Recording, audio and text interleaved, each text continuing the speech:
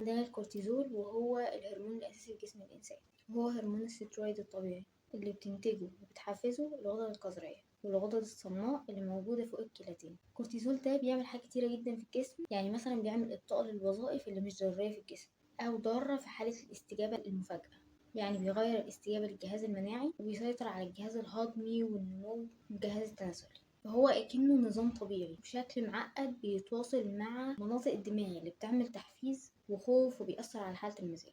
لو بيبقى فيه مشكلة داخلية فيه، ده بيبقى بسبب ورم في الغدة الكظرية، فبيخلي فيه زيادة من إنتاج الكورتيزول. لو خارجي بسبب إن الشخص بياخد من الكورتيكوسترويد بشكل كبير، اللي هو أساسا بيتاخد ليه سواء عشان حساسية، التهاب مفاصل، ربو، حاجات معوية، الحاجات دي كلها، اللي هو بيكون يا إما برشام أو حقن. فده بيؤدي ان الكورتيزول بيزيد في الجسم. الكورتيزول ممكن ان هو ما يزيدش وقت الدورة الشهرية، لكن زيادته ممكن تؤدي لانقطاع